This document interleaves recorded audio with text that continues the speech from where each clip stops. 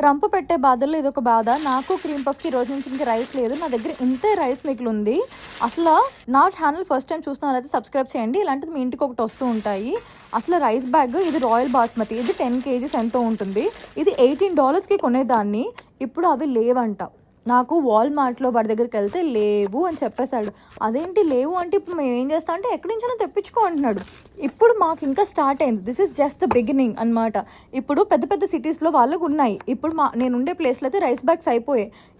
ఎప్పుడు నేను అసలు ఇలాంటి గ్రీన్స్ ఎక్కువ తినను. ఓకే, చాలామంది హెల్త్కి మంచిది అది ఇది అంటారు. నాకు రోజుకి ఒక్క పూట అన్నా సరే నేను కంపల్సరీ రైస్ తినాలి.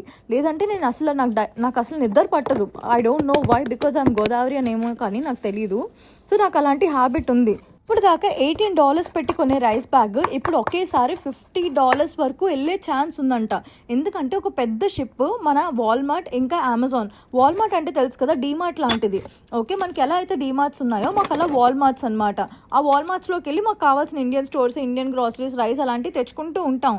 అలాంటిది మా దగ్గర ఉన్న వాల్మార్ట్ అయితే చెప్పేశాడు. లైక్ ఇంటికి వచ్చి న్యూస్ చూస్తే ఇంకో 4 గంటల్లో ఇచ్చింది ఏంటంటే వాడు 50% టారిఫ్ వేశాడు. అంటే వచ్చే గూడ్స్ మీద 50% ఎక్స్ట్రా కట్టాలి వాడికి.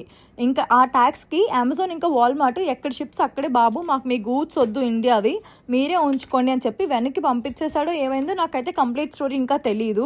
బట్ అప్పుడే మేము ఫేస్ చేయడం స్టార్ట్ చేసాం. నాకు లక్కీగా నా ఫ్రెండ్ వేరే ప్లేస్ నుంచి వస్తున్నాడని చెప్పి 2 రైస్ బ్యాగ్స్ తెస్తున్నాడు వాడు.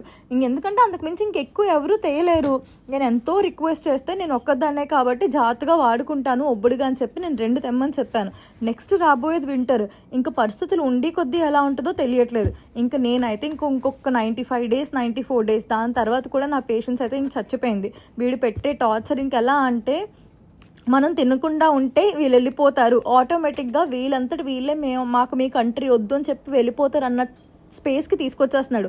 కానీ నాకు ఇంకా ఒకటి అర్థం కాదు, ఇంకా చాలామంది అమెరికాకి చదువుకోవడానికి వస్తున్నారు. అసలు బాబు ఎవరైనా న్యూస్ చూస్తున్నారా, కొన్ని రోజులు ఆగండి అని చెప్పినా సరే చాలామంది ఆగట్లేదు. ఏంటో మరి. నేనైతే మాత్రం అందరికీ ఒకటే సజెస్ట్ చేస్తాను, మీకు అబ్రాడ్లో చదువుకోవాలని ఉంటే యూఎస్కి అయితే మాత్రం కొన్ని రోజులు పాజ్ చేయండి. అట్లీస్ట్ ట్రంప్ ఏదో ఒక డెసిజన్ వచ్చేంత వరకన్నా పాజ్ చేయండి. ఇది ఒక సిస్టర్గా నేను ఇస్తున్న సలహా. It's good if you take it.